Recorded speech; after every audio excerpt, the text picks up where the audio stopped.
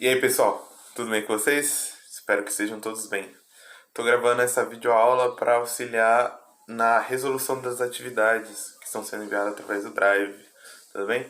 Semana passada eu enviei uma atividade baseada nas aulas que estavam no centro de mídia e era uma atividade meio de reforço, né, de recapitulação do conteúdo, porque era uma coisa que a gente já tinha visto em sala de aula.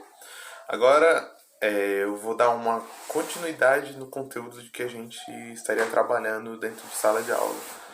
Vai ser através dos meios de tecnologia, né? Essa aula está sendo postada no YouTube, porque infelizmente nós estamos em tempo de pandemia e agora a nossa mediação é através da tecnologia. E é muito bom estar falando com vocês mesmo que seja por esses meios. Então, para quem está tendo acesso a essa aula e não sabe ainda, a gente está fazendo as atividades através do Google Formulário. O Google Formulário é uma plataforma, eu disponibilizo o link para vocês e lá tem uma série de questões. Essas questões vocês respondem com base na aula. E algumas questões que tem ali também eu proponho que vocês façam uma pesquisa na internet de alguns termos para aprofundamento. Então vocês respondem, eu recebo essas respostas com seu nome, com seu e-mail e consigo dar o checkzinho ali na lista de quem está fazendo as atividades propostas. Tudo bem? Só o último recado antes de começar a aula sobre as medidas de proteção. Lembrando que o aconselhamento ainda é de ficar em casa. Então, todos aqueles que podem ficar em casa devem ficar em casa nesse momento. A gente está num momento crítico de pandemia, a gente está com os números muito altos. Aí, para a gente conseguir abaixar esses números, abaixar a curva que está se falando, né? Achatar a curva, quer dizer, é essencial que nós ficamos em casa. Lembrando que o Brasil, infelizmente, é um país que testa muito pouco. Então, não só confie nas notícias de que a região tem poucos casos. Infelizmente, a gente não sabe verdadeiramente quantos casos a gente tem. Não é querendo botar medo, mas é falando de que a gente tem que ficar em casa por conta disso. Enquanto a gente não tiver uma testagem em massa. Tudo bem? É importante ficar em casa, salva vidas nesse momento. Então, fique em casa se você puder ficar em casa. Agora, dados todos os recados, vamos dar início à aula, tudo bem? Só fazer uma recapitulação breve, porque faz bastante tempo, desde nossa última conversa realmente. No começo do ano, lá no nosso primeiro encontro, na primeira semana de fevereiro, eu falei para vocês que o currículo do primeiro ano, durante o primeiro semestre, ou seja, durante o primeiro e segundo bimestre, esses 6 meses até a parada de julho, o primeiro ano a gente estudaria ecologia. E que ecologia era mais a área de estudos que estava interessado em estudar os ecossistemas, o meio ambiente. Todas essas definições servem para a ecologia. A gente está basicamente interessado em estudar como funciona o nosso mundo, como nós nos relacionamos com ele, como os animais se relacionam, como todos os componentes se relacionam.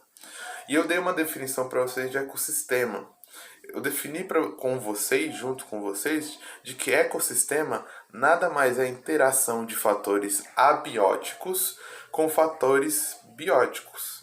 Ou seja, dentro do ecossistema, para se formar um ecossistema, eu preciso de dois fatores: fatores não vivos, abióticos, e fatores vivos, os fatores bióticos.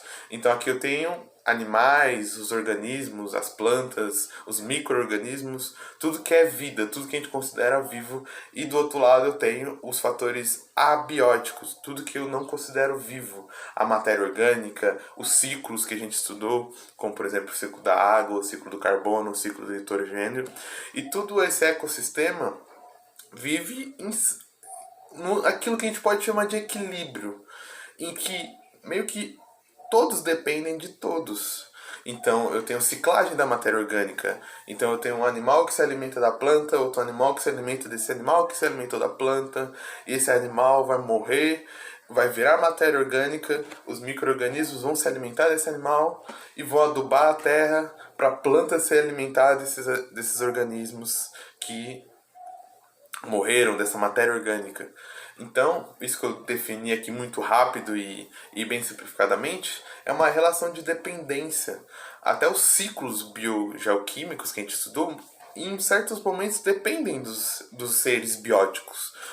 Os próprios ciclos da água, do carbono, eles não vão acontecer da maneira que a gente conhece se a gente não tiver um equilíbrio dos componentes bióticos. Então, por exemplo, nós, seres humanos, participamos e somos peça fundamental do ciclo do carbono, por exemplo.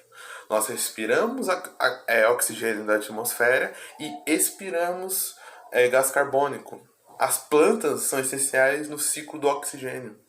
Então, dentro do ecossistema, a gente tem a interação naquilo que a gente pode chamar de equilíbrio e harmonia, mas sempre lembrando que não é bonitinho e tão linear assim na vida real, mas em si num equilíbrio, porque todas as partes estão se movimentando e se complementando. Tudo bem? Então a gente está focando nossos olhos para entender o ecossistema. E o que é ecossistema? Esses componentes. Esses dois componentes que fazem parte.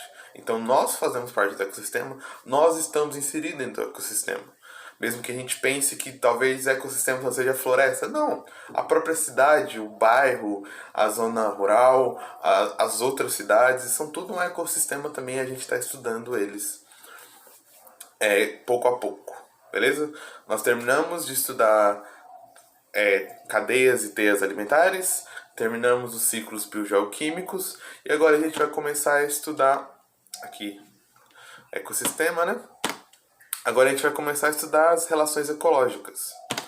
O que são relações ecológicas? São nada mais do que as interações dentro desses organismos.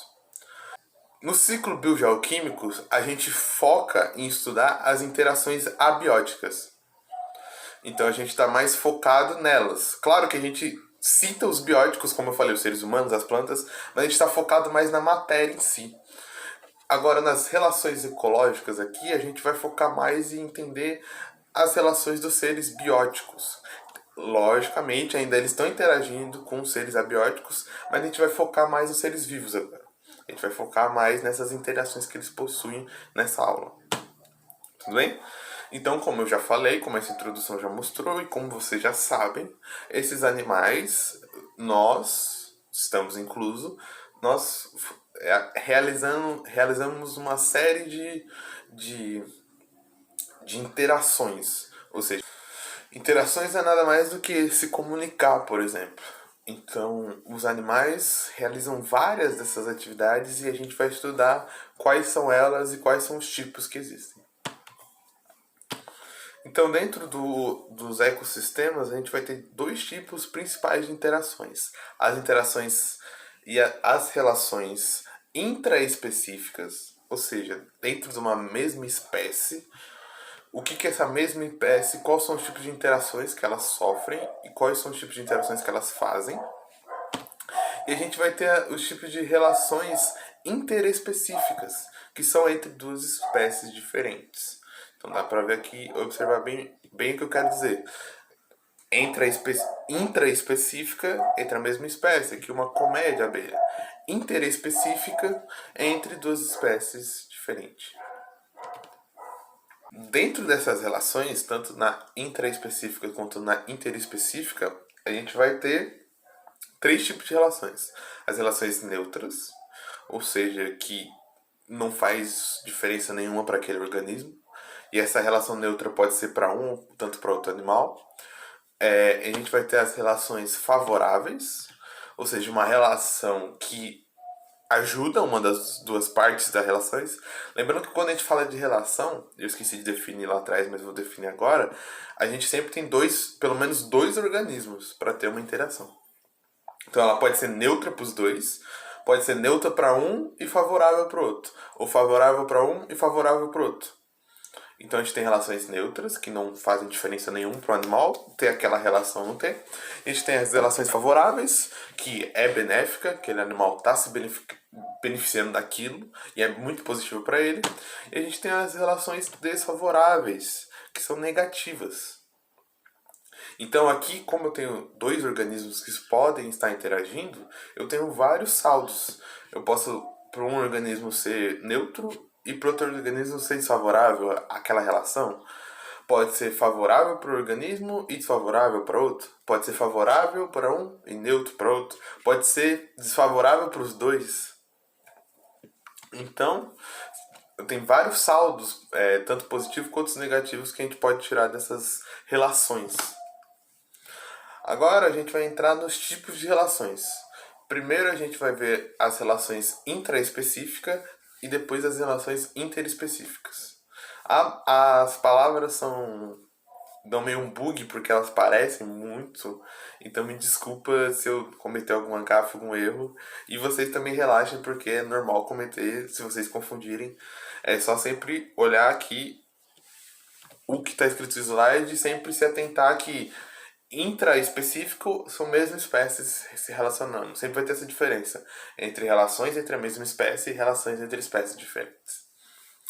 A primeira a ser estudada entre espécies, entre mesmas espécies, são as colônias.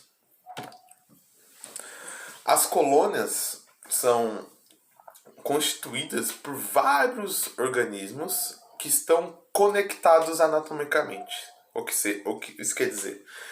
O corpo desses organismos se conecta um no outro. Muitas vezes dando a impressão de que é um organismo só.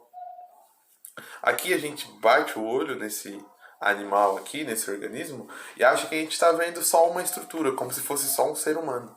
Mas dentro dessa colônia, na verdade, estão centenas, eu chuto aqui, de organismos conectados anatomicamente, ou seja, o corpo deles está conectado e eles estão juntos sobrevivendo ali, realizando metabolismo, realizando proteção, todas as funções dessa colônia estão sendo feitas em conjunto por esses organismos que têm a sua individualidade. Tudo bem? É muito interessante que dentro das colônias a gente vai ter dois tipos de colônia. As colônias isomórficas, ou seja, é igual essa colônia aqui atrás. A gente não consegue ver diferença entre os organismos aqui. A gente não consegue ver diferença anatômica. São todos muito iguais e por isso constituem essa forma que parece um ser só, um animal só. Mas a gente consegue realizar que são vários organismos quando a gente já tem essa informação. Então, por exemplo, eu tenho aqui uma colônia de bactérias. Eu olho para essa colônia e eu não consigo diferenciar os organismos. Eu não consigo ver que ali tem centenas de milhares de organismos. Porque estão formando uma colônia com a mesma aparência. Mas, na verdade, são diversos organismos que estão ali. E eu tenho as colônias heteromorfas, que são colônias onde os organismos eles se especializam numa função e eles até mudam a sua aparência anatômica. Como, por exemplo, aqui nessa caravela, que eu esqueci o nome específico dela, isso aqui parece um animal com várias estruturas diferentes, um animal só, mas na verdade são vários organismos que estão formando essa caravela, que estão formando esse organismo diferentão aqui. Então, nesses tentáculos aqui, não são os tentáculos do animal que ele tem como a gente tem pernas. Na verdade, são diversos organismos aqui que estão se formando, se juntando e virando tentáculos. E são diversos organismos aqui que estão formando essa parte do meio. Então, são diversos organismos que se unem anatomicamente, mas cada um dos organismos se especifica em desenvolver uma função e até uma aparência diferente. Aí, por isso, o quesito heteromórficas. Isomórfica é mesma forma. Iso é de mesmo, em grego, e morfos de forma. E aqui, heteromorfa, a gente tem hetero de diferente e morfa de formas. Então a gente tem formas diferentes, mas são todos os mesmos organismos da mesma espécie que se unem em colônia para formar essa colônia gigantesca. No saldo, as colônias são relações positivas. Esses organismos das mesmas espécies, eles se unem para ter uma maior sobrevivência, uma maior resistência. Eles precisam se unir para viverem em colônias. Então o saldo dessa relação é positiva para todos. Avançando nas relações intraespecíficas, ó, aí já errei. As relações dos indivíduos dentro da mesma espécie, a gente tem a relação de sociedade. A relação de sociedade é aquela relação onde esses organismos da mesma espécie formam uma comunidade, mas eles são independentes anatomicamente, ou seja, eles não se unem igual colônia, diferente das colônias, e cada um desempenha uma atividade naquela sociedade e cada um depende do outro, porque o outro está realizando uma atividade fundamental para a minha sobrevivência. Então, por exemplo, no reino dentro dos animais, a gente costuma falar muito dos insetos sociais, que são principalmente as formigas, são as mais conhecidas. São esses animais onde eles têm até uma hierarquia, ou seja, tem formigas que executam diferentes tarefas. O que é muito louco, porque geralmente a gente pensa de que os animais não têm muita consciência, não têm muito pensamento, mas eles têm a habilidade de se dividir em hierarquia como nós, por exemplo, e montar uma sociedade onde eu tenho o líder daquela colônia, o líder daquele grupo, e tem operários, e tem o chefe dos operários, que vão coletar recursos, cada um com a sua atividade fim, com a sua atividade de propósito. Nós, por exemplo, seres humanos, também somos animais que nos dividimos em sociedade. Cada ser humano se especifica em fazer uma tarefa dentro da sua sociedade. É que nós já evoluímos tanto que é bem difícil até olhar isso. Se a gente olhar para o passado, era mais fácil ver. Quando nós éramos caçadores-coletores, por exemplo, a gente tinha atividades muito bem traçadas. Tinha aqueles que caçavam, tinha aqueles que colhiam frutas, tinha aqueles que eram os sábios das tribos, que eram os mais velhos, geralmente. Tinha aqueles que preparavam a carne da caça. Tinha toda uma série de atividades bem definidas. A gente ainda tem essas atividades bem definidas. É que com o avanço da tecnologia, com o avanço da sociedade, muitas vezes a gente não vê isso. Mas a gente tem as pessoas que trabalham no campo, as pessoas que trabalham produzindo alimentos, a gente tem as pessoas que trabalham produzindo tecnologia, e tem as pessoas que estão trabalhando ensinando os outros, a gente tem os políticos, a gente tem uma série de atividades, uma série de hierarquias, em cada um compõe o seu papel para a sociedade conseguir avançar, assim como os insetos sociais. E para isso é preciso uma comunicação muito incrível. Tanto que cada vez mais a gente avança nos estudos de insetos sociais para tentar entender como funciona bem essa comunicação. E ela, logicamente, é uma relação positiva. Quando a gente olha principalmente para as formigas, elas conseguem sobreviver muito, muito bem por conta dessa relação onde é bem delimitado muito o que cada uma delas vai fazer. Dentro dessas relações de animais da mesma espécie, a gente também tem a competição intraespecífica. Ou seja, é a competição por alimento de animais da mesma espécie. Então, por exemplo, coloquei o exemplo dos lobos na imagem. Então, tem muitos animais que são carnívoros, como os lobos. Então, eles vão se alimentar de um tipo de nutriente só, que é carne de caça. Então, querendo ou não, as matilhas, ou se for animais solitários, mais solitários, como o lobo-guará ou como tigres, que não vivem tanto em grupo assim, eles são animais maiores e vivem em bandos reduzidos, eles estão competindo muitas vezes pelo mesmo alimento, principalmente se aquele alimento estiver em escassez. Então, muitas vezes eles não vão matar um ao outro, não vão caçar um ao outro, mas eles estão tirando a caça do outro. Em uma situação onde tem escassez de alimento, por exemplo. O que acontece por conta da interferência humana. Então, essa competição intraespecífica é uma relação que a gente vai falar que ela é negativa e positiva. E aí vai depender do lado. Quem conseguir caçar primeiro o alimento vai ser positivo para ele.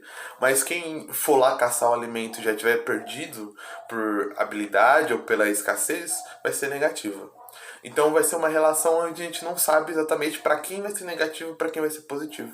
Mas mesmo assim é uma relação, que é a de competição por alimento. ela causa meio que controvérsia, alguns ecólogos contestam ela, mas em alguns cenários a gente consegue observar isso muito precisamente. E é principalmente o cenário que eu pontuei de que quando a gente tem escassez de recursos. A gente vê que, e o texto que eu passei para vocês semana passada tinha muito a ver com isso, o que acontece quando animais que vivem em bandos muito reduzidos, ou seja, eles procriam muito pouco, têm falta de alimentação. Eles são rapidamente extintos, tanto porque o alimento está sumindo por interferência humana, e tanto porque eles estão competindo uns com os outros por esse alimento. Então isso reduz altamente a densidade populacional deles e faz com que eles desapareçam muito rapidamente. E agora passando para outro tópico de relações, só dar uma olhada aqui de quanto tempo nós já temos de aula, 20 minutos. Não quero que a aula fique muito grande, que no máximo bata o tempo de aula que a gente tem em sala de aula. A gente vai para as relações finalmente entre animais de duas espécies diferentes. Ou seja, agora sim a gente está falando de relações ecológicas interespecíficas entre animais que não são da mesma espécie. Primeiro a gente tem o amensalismo, outro nome difícil que eu até gaguejei para falar. O amensalismo é uma relação que no saldo ela não faz diferença nenhuma para um animal e para outro é totalmente negativo. Que é ter uma relação que acontece meio que de acidente. Não é muito proposital como a gente vê nas outras relações. E por isso que até não faz diferença nenhuma para uns animais. Eu coloquei aqui os elefantes, porque que acontece? Os elefantes, por serem animais muito grandes, eles só vão se locomovendo e muitas vezes não tem noção do que eles estão pisando. Eles não são animais carnívoros, por exemplo. Então eles estão à procura de alimento herbívoro, então procura de se alimentar de plantas. Só que nessa locomoção, por eles serem muito grandes, eles estão matando uma série de organismos em se locomover, que a relação está sendo muito prejudicial para esses organismos. Mas como eu falei, o elefante nem sabe do que ele está fazendo e ele nem tem consciência. Tanto que é uma relação desfavorável, é uma relação neutra para ele, mas é desfavorável para uma série de organismos que estão sendo mortos apenas por estar no caminho do elefante. Nós, seres humanos, executamos muito essa relação também. Quando a gente anda na rua, por exemplo, a gente anda num gramado, quem nunca pisou em formigas, em outros animais, em minhoca, em uma série de animais que a gente nem tava com vontade de matar, diferente de uma barata, que quando a gente é de casa a gente quer matar realmente. Mas a gente pisa numa série de organismos, mata uma série de organismos, e a gente nem se dá conta que a gente está fazendo isso. Isso é uma relação amensálica, de amensalismo. Rapaz, essa palavra eu gaguejei mais do que interespecífica. Então é esse tipo de relação. E a gente tem o comensalismo, que é como se fosse o contrário. Porque o animal, um dos animais não tá nem aí com essa relação, para ele não é boa nem ruim, e para os outros animais são muito boas. Como coloquei aqui na imagem, existem alguns peixes que eles vivem nadando perto de tubarões. Por quê? Ao nadar perto de tubarões e grudados nas suas nadadeiras, eles têm proteção, porque outros predadores aquáticos não vão querer se meter com tubarão, e eles têm alimento, porque muitas vezes eles vão se alimentar do resto que o tubarão está se alimentando, além de ter uma carona para se locomover. Então eles ganham em tudo, em locomoção, em proteção, em alimento, e os tubarões, para eles não fazem diferença nenhuma, porque os peixes não estão incomodando ele, não estão tirando recurso dele e não estão fazendo nada. É uma relação totalmente neutra. E ao contrário, é o mensalismo, porque ela é positiva para alguém. A gente pode usar essa analogia também para alguns micro-organismos que vivem em animais. Por exemplo, tem muitos micro-organismos que são benéficos para alguns animais, mas tem muitos micro-organismos que não fazem nada, não fazem bem nem mal para a gente, por exemplo. A gente tem uma série de fungos, de bactérias que vivem com a gente, que nos ajudam. Mas tem outra série que não fazem nada. A gente se alimenta, a gente pega elas e elas não fazem nada pra gente. Mas pra elas, elas ganham proteção, elas têm não de se reproduzir, elas têm um lar, por assim dizer. Então essa relação é comensal. Pra elas é totalmente positivo. Seguindo nessas relações interespecíficas, a gente tem a relação do mutualismo, que é nada mais do que essa relação que eu já dei spoiler aqui atrás. É uma relação onde os dois lados eles ganham. Então, como eu falei, tem uma série de bactérias, por exemplo, no nosso intestino, que nos ajuda a metabolizar alimentos, ou seja, a quebrar uma série de alimentos e fazer o metabolismo deles. Então, nós só sobrevivemos, de certa forma, porque a gente tem essa associação. Então, é positivo para elas, porque elas têm alimento, porque parte desses alimentos que elas quebram vão para ela. Elas têm um lugar muito seguro, que é dentro do nosso corpo, porque lá fora é muito mais perigoso. E nós também nos beneficiamos muito delas, porque a gente só consegue digerir certos alimentos por conta dela. Isso também a gente pode ver aqui nas vacas. As vacas têm uma série de micro-organismos também no intestino que ajudam no metabolismo do alimento. A gente consegue ver no cupim. Muita gente acha que o cupim come madeira. Na verdade, o cupim também não consegue digerir celulose, assim como nós. Nós não conseguimos digerir celulose. O cupim tem uma relação de mutualismo com o micro-organismo também. É o micro-organismo dentro do sistema dele que vai fazer ele digerir aquela celulose e aquele alimento. Então é isso que a gente tem de relação mutualística, uma relação de mutualismo onde os dois lados ganham. É positivo para todo mundo sai ganhando. E por fim, acredito eu, nós temos as relações que são positivas para um lado e são totalmente negativas para o outro, entre espécies diferentes.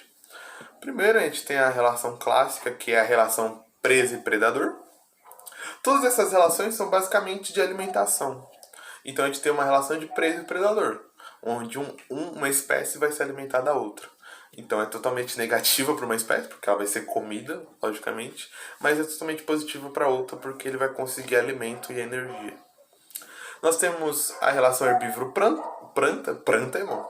Herbívoro-planta, onde os herbívoros vão se alimentar de plantas. Lembrando, porque muita gente esquece, mas plantas são seres vivos, eles são organismos vivos. Então é uma relação negativa para eles, porque eles estão lá paradão, só querendo fazer a fotossíntese dele de boa, e vem alguns animais comerem. E nós temos a relação parasita-hospedeiro, onde um parasita vai adentrar o corpo de um organismo, vai causar uma série de infecção. Aquele hospedeiro muitas vezes, se não se tratado, vai morrer. Mas pro parasita é muito bom porque ele completou o ciclo dele, ele se reproduziu. Se um hospedeiro não se curou, ele vai contaminar uma série de outros hospedeiros. Então é uma relação que é positiva para o parasita e é totalmente negativa para o hospedeiro. São relações entre espécies diferentes, entre um saldo positivo e negativo. Então é isso, galera. Terminamos por aqui nas relações ecológicas. Foi curta, né? Não deu nem meia hora de aula ainda. Ainda vou cortar umas partes na edição e vai ficar mais curto ainda.